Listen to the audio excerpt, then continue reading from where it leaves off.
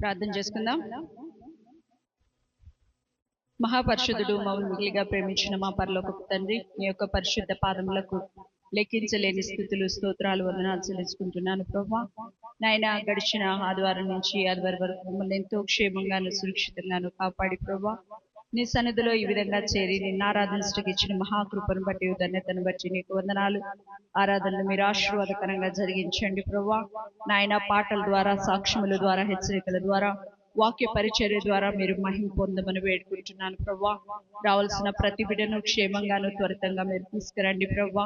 ఏ బిడ్డ నిర్లక్ష్యము చేయకుండా ప్రభా, ఒక్కొక్క బిడ్డ నాయన త్వరగా నాయన రాగలుగుటకు అటువంటి హృదయాలను మీరు దయచేయండి అయ్యా. నాయన, ఆరాధనను మీరు ఆశీర్వాదకరంగా జరిగించండి. పాటలు పాడే బిడ్డలను మీరు బలపరచండి, వాయిద్యాలు వాయించే బిడ్డలను మీరు బలపరచమని వేడుకుంటున్నాం. నిదాసుని నీ సిలువ చాటును మరుగుపరిచి ప్రభా, మాకు కావాల్సిన చక్కటి వర్తమానం హెచ్చరికలను దాయిచేయమని సన్నిధిలో ప్రార్థిస్తున్నాం. ముఖ్యంగా ప్రభా, ఆరాధనకు నాయన మీరే అధ్యక్షత వహించి నడిపించమని యేసు నామం పేరట బ్రతిమలాడి వేడుకొంచున్నాం తండ్రి, ఆమేన్. సర్వశక్తుడైన యేసు నాతో ఉండగా, దివ్యమైన సన్నిధి నా చుట్టూ నిండగా. సర్వశక్తుడైన యేసు నాతో ఉండగా, దివ్యమైన సన్నిధి నా చుట్టూ నిండగా. నిరీక్షణతో సాగగా ఎంత దూరమైనా, సమీపించనీయక చింతలేశమైనా. నిరీక్షణతో సాగగా ఎంత దూరమైనా, సమీపించనీయక చింతలేశమైనా. సర్వశక్తుడైన యేసు నాతో ఉండగా, దివ్యమైన సన్నిధి నా చుట్టూ నిండగా. సర్వశక్తుడైన యేసు నాతో ఉండగా, దివ్యమైన సన్నిధి నా చుట్టూ నిండగా. ఆకాశం మబ్బులతో నిండిపోయినా, ఆవేదన గుండెలని పిండి వేసిన. ఆకాశం మబ్బులతో నిండిపోయినా, ఆవేదన గుండెలని పిండి వేసిన.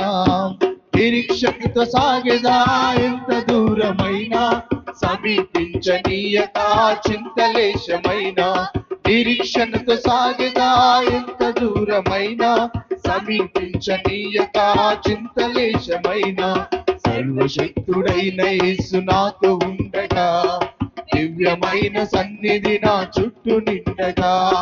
సర్వశక్తుడైన యేసు నాతో ఉండగా, దివ్యమైన సన్నిధి నా చుట్టూ నిండగా. అలసటతో నా దేహం బండబారినా, కదలనని పాదాలు మొండికేసిన. అలసటతో నా దేహం బండబారినా, కదలనని పాదాలు మొండికేసిన. నిరీక్షణతో సాగేదా ఎంత దూరమైనా, సమీపించనీయక చింతలేశమైనా. నిరీక్షణతో సాగేదా ఎంత దూరమైనా, సమీపించనీయక చింతలేశమైనా.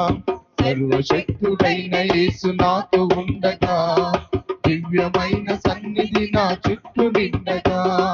సర్వశక్తుడైన యేసు నాతో ఉండగా, దివ్యమైన సన్నిధి నా చుట్టూ నిండగా. హల్లెలూయా, హల్లెలూయా. అంత్యదినముల యందు ఆత్మను మనుషులందరి మీద కృమ్మరించుమయా. అంత్యదినముల యందు ఆత్మను మనుషులందరి మీద కృమ్మరించుమయా. దేవా, యవ్వనులకు దర్శనము కలుగ చేయుము. దేవా, యవ్వనులకు దర్శనము కలుగ చేయుము. అంత్యదినముల యందు ఆత్మను మనుషులందరి మీద కృమ్మరించుమయా.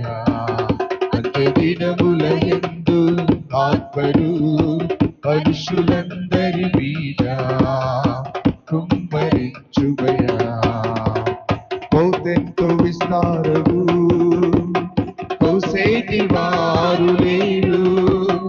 యవ్వనులకు నీ పిలుపునిచ్చి సేవకు తరలింపుడు. బౌద్ధంతో విస్తారము మోసేటి వారు లేరు. యవ్వనులకు నీ పిలుపునిచ్చి సేవకు తరలించుము దేవా. యవ్వనులకు దర్శనము కలుగజేయుము దేవా. యవ్వనులకు దర్శనము కలుగజేయుము. దినములయందు ఆత్మను మనుషులందరి మీద కుమ్మరించుమయా. దినములయందు ఆత్మను మనుషులందరి మీద కుమ్మరించుమయా. సౌలు లాంటి యవ్వనులు దమస్క మార్గము వెలుచుండగా, సౌలు లాంటి యవ్వనులు దమస్క మార్గము వెలుచుండగా, నీ దర్శనము వారికి ఇచ్చి పౌలు వలె మార్చుము. నీ దర్శనము వారికి ఇచ్చి పౌలు వలె మార్చుము దేవా. యవ్వనులకు దర్శనము కలుగజేయుము దేవా. యవ్వనులకు దర్శనము కలుగజేయుము. దినములయందు ఆత్మను మనుషులందరి మీద కుమ్మరించుమయా. దినములయందు ఆత్మను మనుషులందరి మీద కుమ్మరించుమయా దేవా. యవ్వనులకు దర్శనము కలుగజేయుము దేవా. యవ్వనులకు దర్శనము కలుగజేయుము. హల్లెలూయా హల్లెలూయా. నేను ఏడ్చిన చోటనే మనసారా నవ్వెదా, నేను పడిన చోటనే ప్రభు కొరకై నిలిచెదా. నేను ఓడిపోనయా నా పక్షానుండగా, నేను కృంగిపోనయా నీవు నాతో ఉండగా. నేను ఓడిపోనయా నా పక్షానుండగా, నేను కృంగిపోనయా నీవు నాతో ఉండగా. నేను ఏడ్చిన చోటనే మనసారా నవ్వెదా, నేను ఏడ్చిన చోటనే మనసారా నవ్వెదా. నేను పడిన చోటనే ప్రభు కొరకై నిలిచెదా, నేను పడిన చోటనే ప్రభు కొరకై నిలిచెదా. నేను ఓడిపోనయా నా పక్షానుండగా, నేను కృంగిపోనయా నీవు నాతో ఉండగా. నేను ఓడిపోనయా నా పక్షానుండగా, నేను కృంగిపోనయా నీవు నాతో ఉండగా. అవమానం పొందిన చోటే అభిషేకము నాకిచ్చావే, వెలివేయబడిన స్థలములో నన్ను నిలిపినావే. అవమానం పొందిన చోటే అభిషేకము నాకిచ్చావే, వెలివేయబడిన స్థలములో నన్ను నిలిపినావే. ఖ్యాతినిచ్చి ఘనతనిచ్చి నన్ను, ఖ్యాతినిచ్చి ఘనతనిచ్చి మంచి పేరు నాకిచ్చావే. శాశ్వతమైన కృపతో నన్ను నడుపుచున్నావే, శాశ్వతమైన కృపతో నన్ను నడుపుచున్నా. నేను ఓడిపోనయా నా పక్షానుండగా, నేను కృంగిపోనయా నీవు నాతో ఉండగా. నేను ఓడిపోనయా నా పక్షానుండగా, నేను కృంగిపోనయా నీవు నాతో ఉండగా. నిందలన్నీ పొందిన చోటే ఘనతనిచ్చినావే, నా శత్రువులు ఎదుటే నాకు విందు చేసినావే. నిందలన్నీ పొందిన చోటే ఘనతనిచ్చినావే, నా శత్రువులు ఎదుటే నాకు విందు చేసినావే. ఖ్యాతినిచ్చి ఘనతనిచ్చి మంచి పేరు నాకిచ్చావే, ఖ్యాతినిచ్చి ఘనతనిచ్చి మంచి పేరు నాకిచ్చావే. శాశ్వతమైన కృపతో నన్ను నడుపుచున్నావే, శాశ్వతమైన కృపతో నన్ను నడుపుచున్నావే. నేను ఊడిపోనయ్యా నా పక్షానుండగా నేను కృంగిపోనయ్యా నీవు నాతో ఉండగా నేను ఊడిపోనయ్యా నా పక్షానుండగా నేను కృంగిపోనయ్యా నీవు నాతో ఉండగా. హల్లెలూయా హల్లెలూయా. దేవుని పరిశుద్ధ నామమునకు అనేక స్తుతులు చెల్లిస్తూ ఉన్నాను. ఇప్పుడు వచ్చిన మీ అందరికీ కూడా ప్రభు పేరట వందనాలు తెలియజేస్తూ ఉన్నాను. మనము దేవుని సన్నిధికి సమీపముగా ఉంటే ఆయన మనకు సమీపముగా ఉంటాడు. ఎప్పుడో మనకి ఇష్టం ఉన్నప్పుడు రావటం కాదు,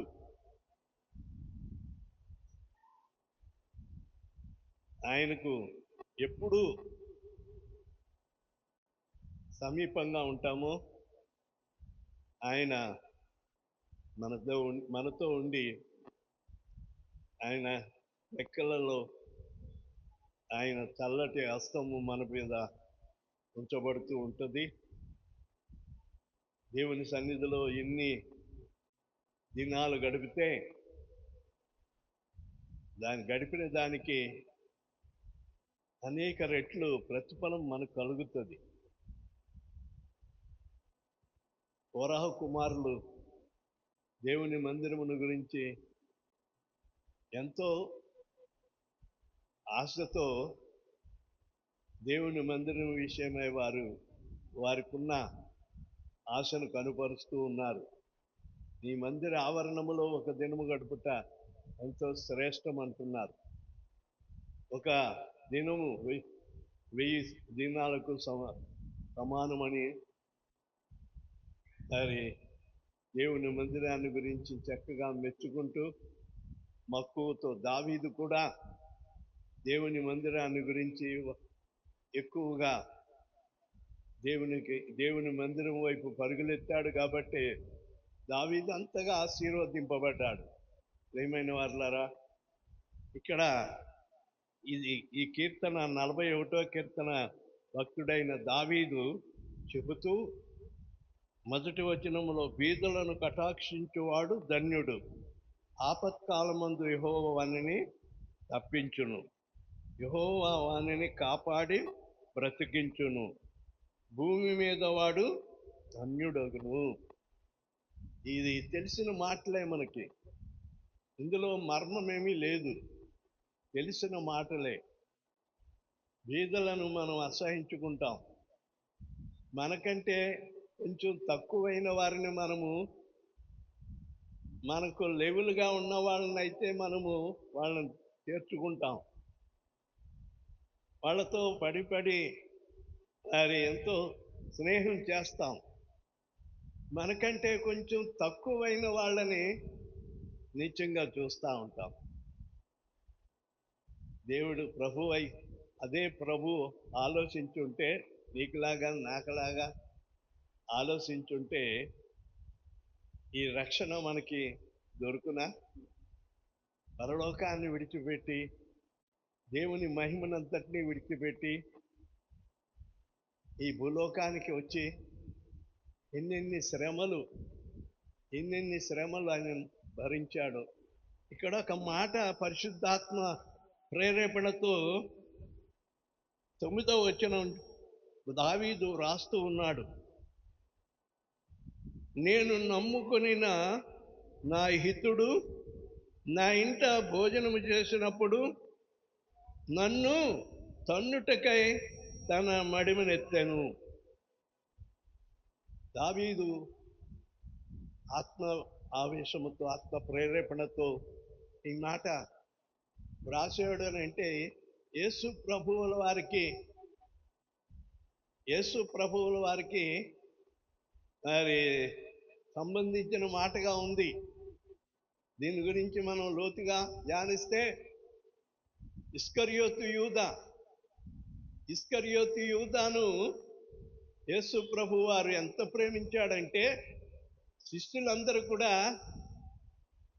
బోధకుడా నీకు చెప్పే అంతటి వాళ్ళం కాదు, ఇతడు మనలో చేర్చుకున్నామంటే అతడు రక్తపరాధి, ఎంతో మందిని నరహంతకుడు ఎంతో మందిని చంపిన వ్యక్తి, ధన వ్యామోహం కలిగిన వాడు అని ఏవేవో శిష్యులు చెప్తా ఉంటే యేసు ప్రభు వారు ఆయనకు తెలుసు ఈయన నన్ను అప్పగించబోయే ఇస్కరియోతు యూదా ఈయనే అని చెప్పి చేర్చుకున్నాడు. ప్రభువుని గురించి తెలిసినప్పటికీ, ఆ ఇస్కరియోతు గురించి తెలిసినప్పటికీ తన చెంత చేర్చుకున్నాడు.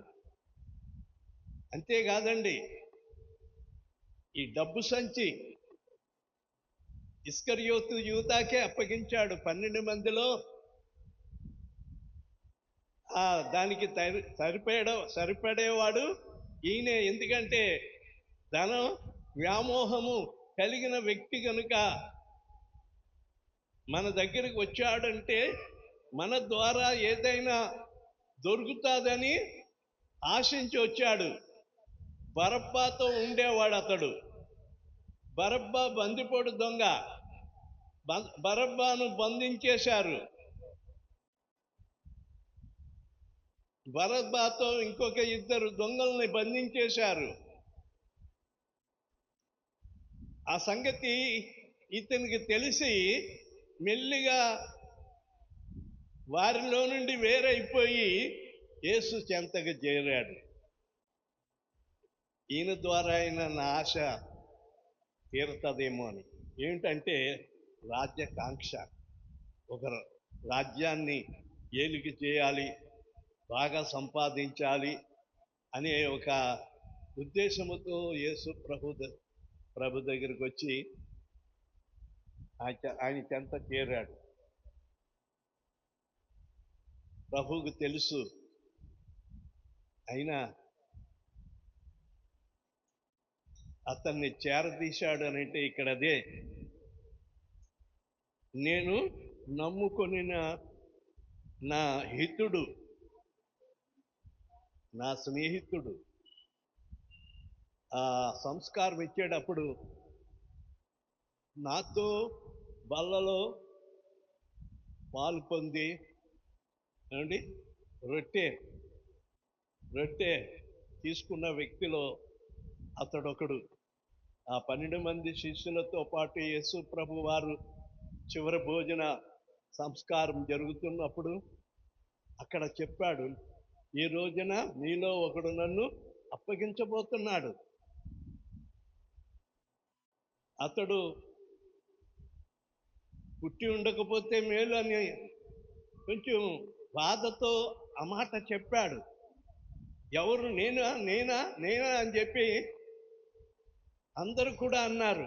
ఇస్కరియోతు యూదా కూడా, నీకు తెలియదా యూదా అనేసరికి ఆ ముక్క తీసుకుని, ఎప్పుడైతే మనం సంస్కారంలో ముక్క తీసుకుంటామో చాలా జాగ్రత్తగా ప్రార్థనాపూర్వకంగా తీసుకోవాలి ముక్క. తనలో ఏముందంటే కపటం నిండిపోయింది, ద్వేషము నిండిపోయింది, సాతాను ఆవరించి ఉన్నాడు. ఎప్పుడైతే ఆ ముక్క పట్టుకున్నాడో అక్కడ ఆ పరిశుద్ధుల గుంపులో కూర్చుండలేకపోయాడు. వెంటనే ఆ ముక్క తీసుకుని బయటికి వెళ్ళిపోయాడు. అక్కడ చెప్తాడు, సాతాను బాగా వారిలో నిండుకొని ఉన్నాడు. ప్రియమైన వారలారా, అదే ఇక్కడ నా హితుడు నా ఇంట భోజనం చేసిన వాడు నన్ను తన్నుటకై తన మడిమను ఎత్తాను. ప్రియమైన వారలారా, దేవునితో సహవాసం చేస్తూ దేవుని ద్వారా అనేకమైన మేలులు పొందుకుంటూ దేవునిలో గడిపి దేవుడు మన ప్రార్థన ఆలకించలేదని, మాయిదారు దేవుడని ఏవేవో మనకు నోటుకు వచ్చిన మాటలు మాట్లాడుతూ దేవునికి వ్యతిరేకంగా మనం మాట్లాడుతూ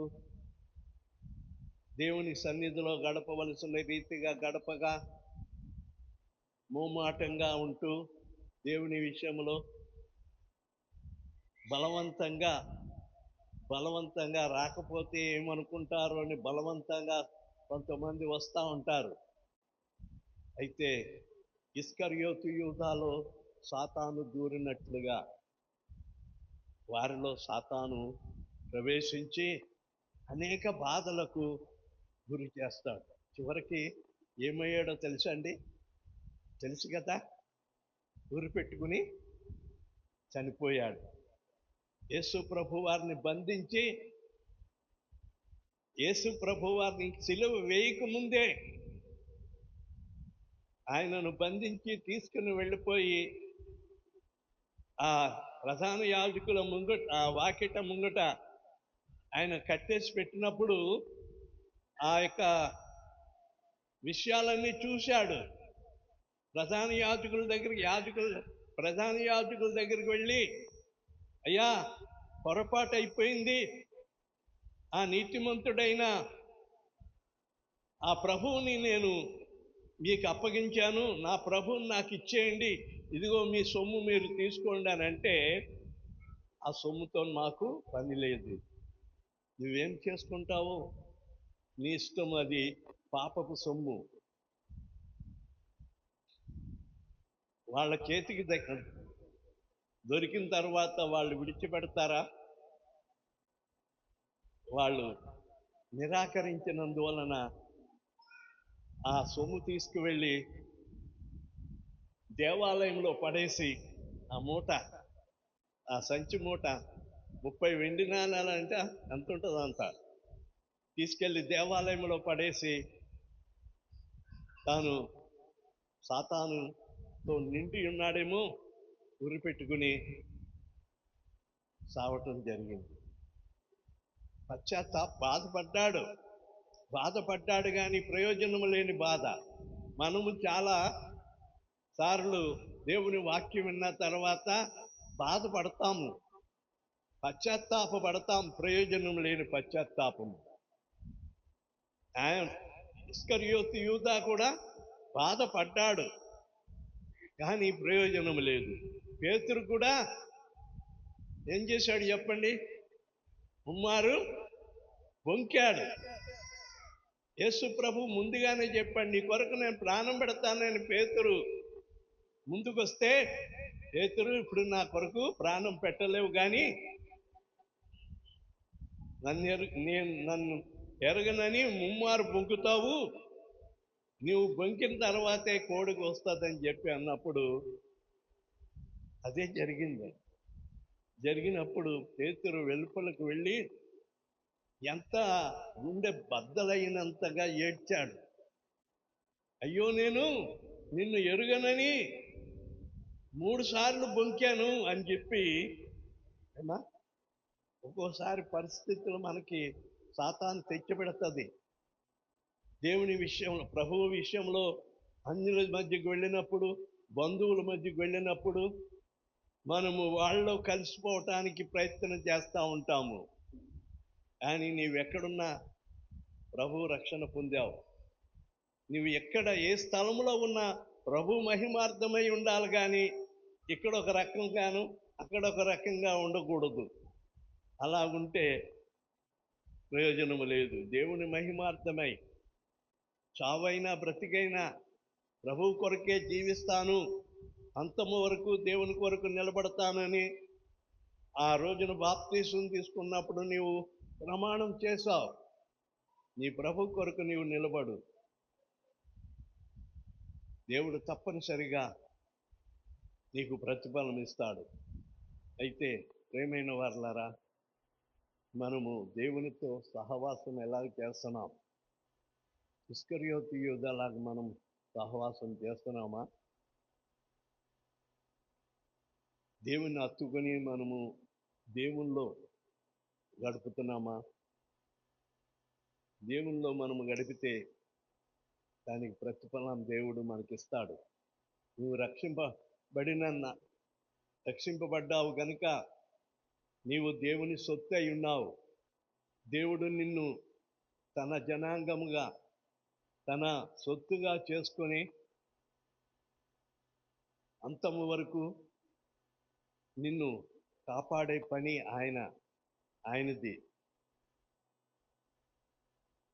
నీ బాధ్యత తీసుకునేది ఆయన. కనుక మన బాధ్యత ఆయన తీసుకోవాలంటే మనం ఆయనకు సమీపస్తులుగా ఉండాలి. సమీపస్తులుగా ఉంటే మన పేరు గుర్తుంటుంది. నేనున్నాను, 300-400 మంది దగ్గర మరి సంఘం ఉంది. వాళ్ళు ఎన్నాళ్ళకి రాకపోతే, 6 నెలలైనా రాకపోతే ఎలా ఉంటుందంటే వాళ్ళ పేర్లే మర్చిపోతాను, వాళ్ళ గురించి ప్రార్థించడమే మర్చిపోతాను.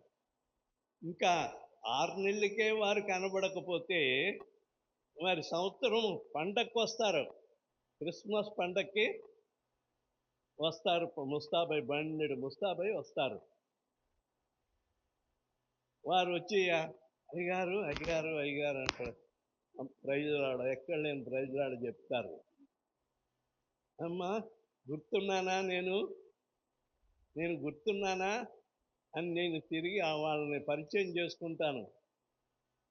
ఎందుకంటే మర్చిపోయి ఉంటారు, అనేక పనుల్లో వారి పడిపోయి, దేవుణ్ణి మర్చిపోయి, దేవుని సహవాసాన్ని మర్చిపోయి, దేవుని ఆశీర్వాదాలు కోల్పోయి, ప్రియమైన వారలారా, లోకములో జీవిస్తూ ఉంటారు. మనల్ని లోకములో జీవించడం కొరకు దేవుడు మనల్ని ఏర్పరచుకొనలేదు. మనము ప్రత్యేకింపబడిన వారము, లోకములో నుండి బయటికి పిలువబడిన వారము. సంఘము, క్రైస్తవ సంఘం అంటే మరి ఏర్పరచబడిన వారని అర్థము. మనము ఏర్పరచబడిన వారము. పేతురు గారు చక్కగా తన పత్రికలో చెప్తున్నాడు, ఏమండి, మనము ఆశ్చర్యకరమైన వెలుగులో ఆయన వెలుగులోనికి మనల్ని పిలిచి ఆయన గుణాతిశయములను ప్రచురము చేయు నిమిత్తము రాజులుగాను యాజక సమూహముగా మనలను ఏర్పరచుకున్నాడు. దేవుని మహిమపరిచే దాని కొరకు మనల్ని ఏర్పరచుకున్నాడు. ఎప్పుడు నన్ను కాపాడు, నా కుటుంబాన్ని కాపాడు అని చెప్పి మన కుటుంబం కొరకే ప్రాధాయపడతాం. ఏనాడైనా దేవుణ్ణి స్తుతించావా? దేవుణ్ణి కొనియాడావా? దేవుణ్ణి మహిమపరిచావా? దావీదు తను చిన్ననాటి నుండి, పుట్టిన నాటి నుండి కూడా మరి దేవుడు దావీదుని ఏర్పరచుకోకముందే దేవుణ్ణి స్తుతించి గానం చేసి ఆయన మహిమపరుచున్నాడు. గనక దావీదు గుర్తించాడు, ఎక్కడో అరణ్యములో మారుమూల గొర్రెలు కాసుకుంటున్న ఆ దావీదును గుర్తించి ఆ గొర్రెల దొడ్డిలో నుండి దేవుడు పైకి తీసుకొచ్చాడు. నీవు గొర్రెలను కాయటం కాదు, నా జనులను కాయుటకు నిన్ను నియమించుకుంటున్నానని చెప్పి దావీదును, ఎవరు, సౌలు రాజు బ్రతికి ఉండగానే, సౌలు రాజు జీవించి ఉండగానే సౌలు రాజును పక్కకు తొలగించి దావీదును ఏర్పరచుకున్నాడు. ఎందుకు? దావీదు దేవునికి ఇష్టడుగా జీవించినాడు. మనము కూడా దేవునికి ఇష్టలుగా ఉంటే ఎంతో అంత ఆయన ప్రేమను మనం పొందుకుంటాం. దేవుడు ఈ మాటలు మన వినికిడిలో ఆశీర్వదించుగాక. ఆమేన్. ప్రార్థన చేసుకుందాం. పరిశుద్ధుడైన మా పరమ తండ్రి, నీ పరిశుద్ధ పాదములకు అనేక వందనాలు, స్తుతులు చెల్లిస్తూ ఉన్నాను. మా ప్రభువా, మా విమోచకుడా, మా శ్రేయదుర్గమా, నాయన, మా దేవ, ఈ ఆరాధన ఆది నుండి అంత్యం వరకు చక్కగా నడిపించిన విధానమును బట్టి వందనాలు. హెచ్చరికల ద్వారా నీవు తెలియచేసిన విషయాలను బట్టి వందనాలు. ప్రతి ఒక్కరూ హెచ్చరింపబడి నీ సన్నిధిలో గడపటానికి తగిన కృప అనుగ్రహించండి. అలాగే వాక్యము ద్వారా మీరు మాతో మాట్లాడినారయ్యా. వీళ్ళు నశించిపోతూ ఉంటే నాయనా, మా ప్రభువా, రాజా, మా తండ్రి, మేము ఊరికే ఉంటే ఒక దినమున మా ఇంటి విషయంలో నీవే మమ్మల్ని లెక్క అడుగుతావు నాయనా. మా బిడ్డలు నశించిపోతాం నాయన లోకంలో వారు తిరుగుతూ ఉంటే మరి మా ప్రభువా అది మాకు ఆశీర్వాదం కాదు, మాకు దీవెన కాదు నాయన. రేపొద్దున వారు నరకానికి పోతే నాయన మా ప్రభువా నీవు లెక్క అడుగుతావు కదా నాయన. కనుక ప్రతి ఒక్కరూ రాహాబు వలె నాయన వారి కుటుంబం గురించి తల్లిదండ్రులు వృద్ధాప్యంలో ఉన్న తల్లిదండ్రుల కొరకే కానివ్వండి నాయన, వారి అన్నదమ్ములే కొరకే కానివ్వండి, వారి యొక్క కుమారులు కుమార్తెల కొరకే కానివ్వండి నాయన, మనం సంతానం కొరకు కుటుంబం అంతటి కొరకు భారంగా ప్రార్థించే నాయన యోధులను మీరు లేవనెత్తవలసిందిగా మనం చేస్తున్నాం. దయ చూపండి. మా యొక్క పేర్లు జీవ గ్రంథములు రాయబడులాగున నీ కార్యమును జరిగించి మహిమ పొందమని మనం చేస్తున్నాం. మీ సన్నిధిలో సమర్పింపబడిన కానుకలను, కృతజ్ఞత కానుకలను, దశమ భాగములు ఏం తీసుకొచ్చి నీ సన్నిధిలో సమర్పించారో వారికి 30 60 100 ప్రతిఫలము దయచేయమని ప్రతి కుటుంబాన్ని మీ రెక్కల చాటున భద్రపరిచి కాపాడండి. ఎండవేడిమి నుండి తప్పించండి.